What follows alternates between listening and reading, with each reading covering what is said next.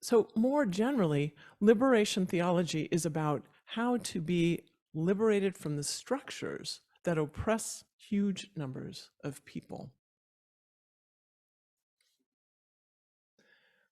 And that is very applicable today. Liberation theology can be compatible with, but is not the same as, liberal theology.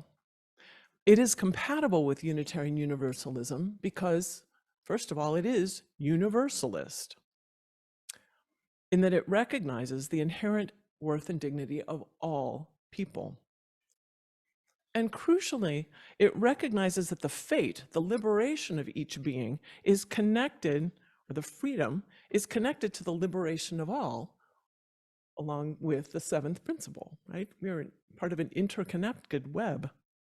For the privileged and the well-resourced, working for liberation for the poor cannot be understood as an act of charity. Rather, it really is an act of solidarity, of standing with.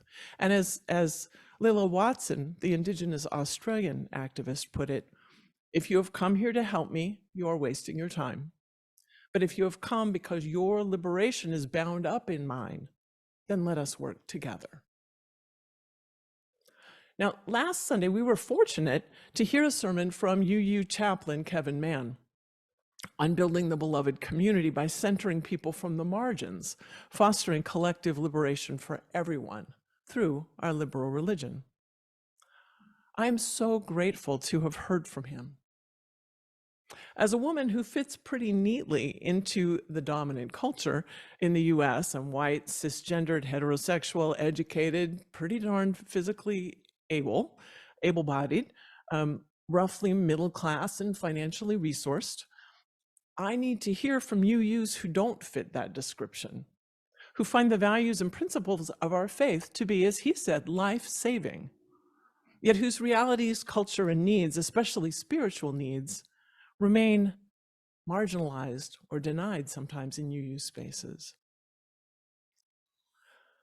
Over the past few years, the Unitarian Universalist Association, which is, of course, the central organization for UU religious movement in the United States, has been leading some soul searching to figure out what Unitarian Universalism needs to be in the 21st century.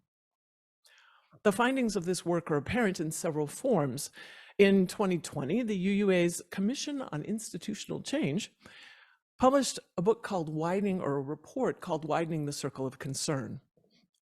And it looked at ongoing racism and marginalization within the UUA structure and in our individual congregations. And it's a pretty great report. You can read it online. The whole thing is out there.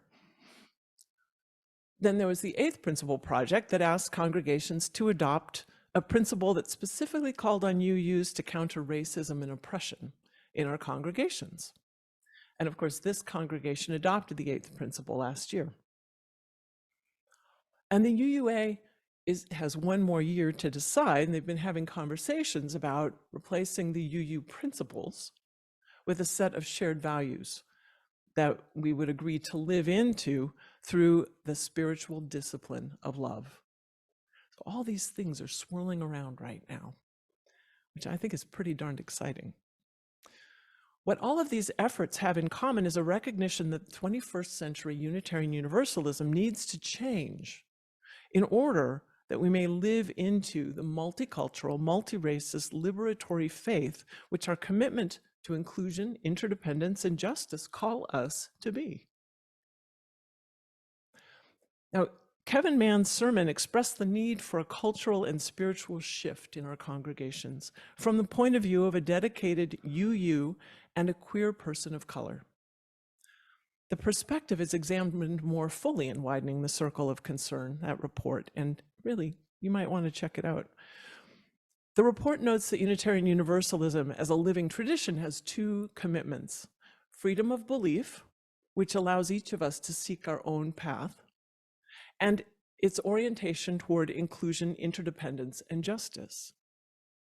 Now, perhaps you can see in those commitments the potential for conflict. While together they have shaped our religion in positive ways, they also have given rise to a dynamic tension.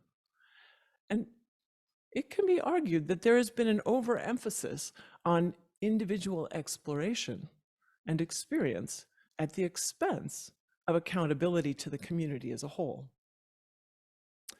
So there you go. Paul Razor's book, Faith Without Certainty, addresses those tensions.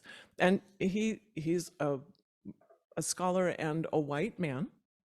And he points out that while most religious liberals envision a more just and equitable society, they have a hard time committing to action on this vision, hampered both by both life commitments and the desire to not give up some of the privileges they, or I could say I, have. So reason and individualism have served to exclude those from traditionally marginalized groups, because reason and individualism tend to rationalize hierarchies and structures that support the existing power dynamics. They reinforce the way it's always been done. They can lead you to focus on the language used rather than the message, distancing then from people who look or talk or understand spirituality differently from maybe the norm. For example, kind of the agreed upon parameters. For example, as Kevin Mann pointed out last Sunday, many Christian UUs feel like they must keep their beliefs to themselves, rather than thinking, how can we include all those who need and want our life-saving message? Often the sentiment is a little more, how can we include all those who are willing to adapt to our way of doing things?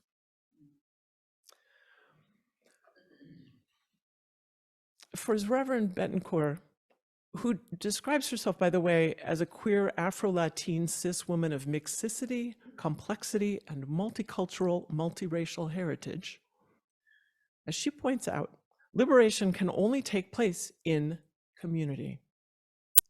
What we need is a desire for collective salvation.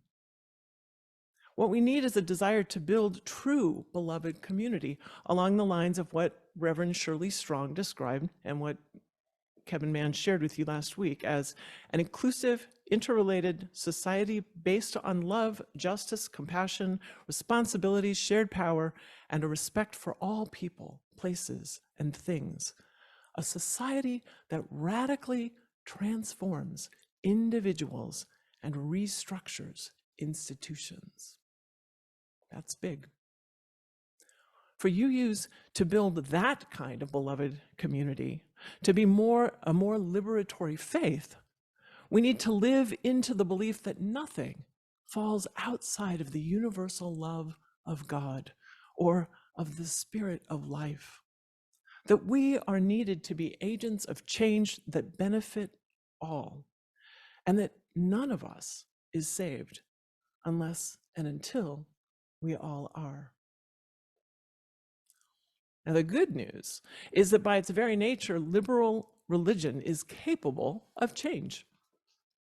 As James Luther Adams said, religious liberalism has faith in humanity, not because of reason alone, but because human beings possess the relative volitional, dangerous power to participate in the divine creativity.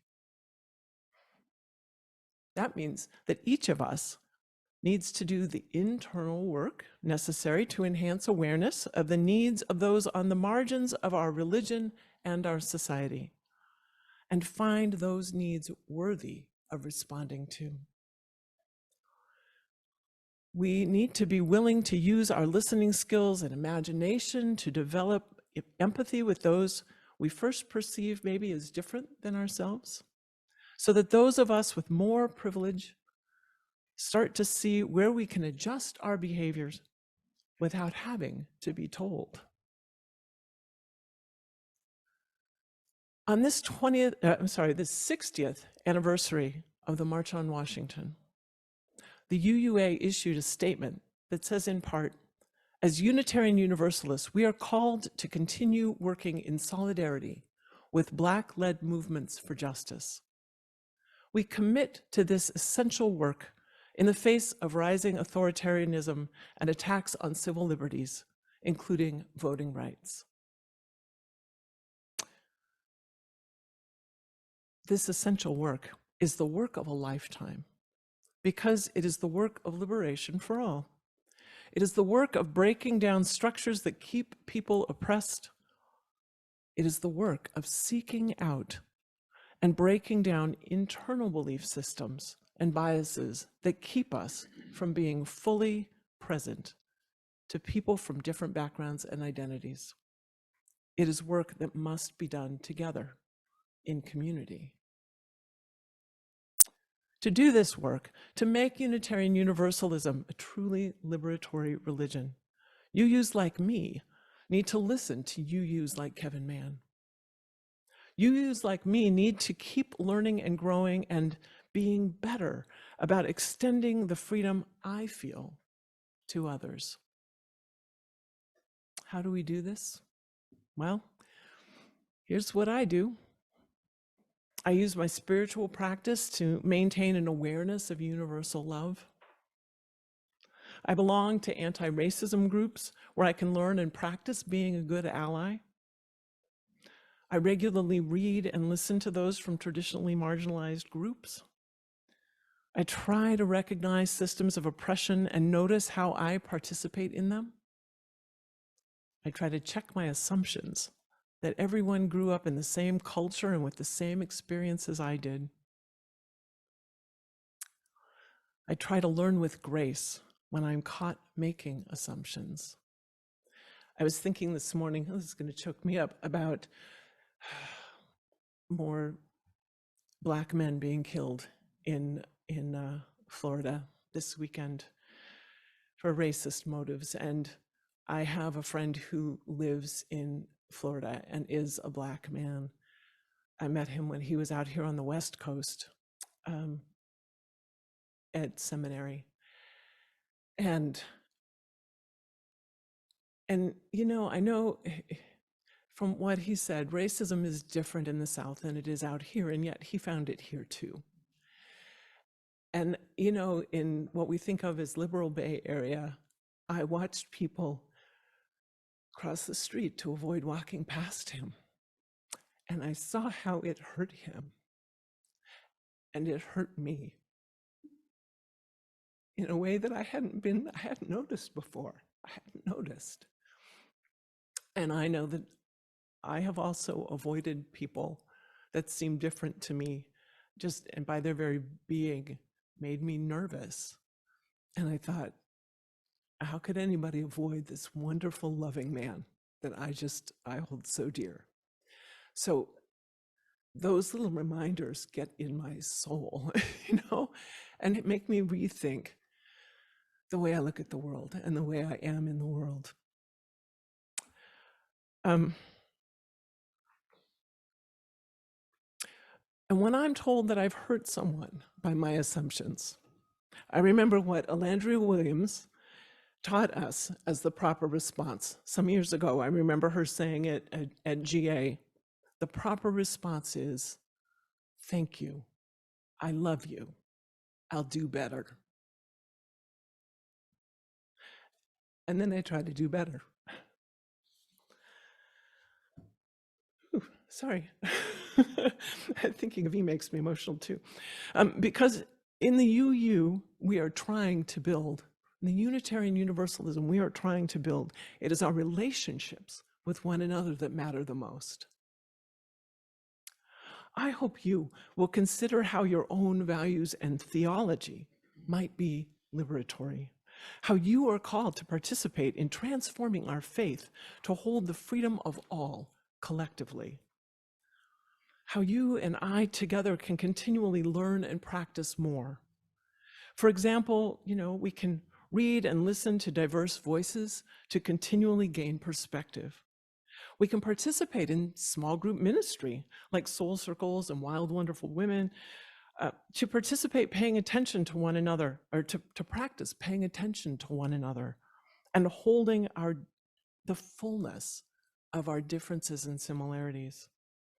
We can join faith-based groups doing anti-racism and anti-oppression work like the UU Service Committee and Side with Love that partner with and follow the lead of marginalized people in order to bring everyone fully into the circle of care. We can write letters, support civic organizations like the NAACP, or join racial justice affinity groups. I know some of you are much farther down the path than I am on this, and yet there's always the possibility of more and more growth.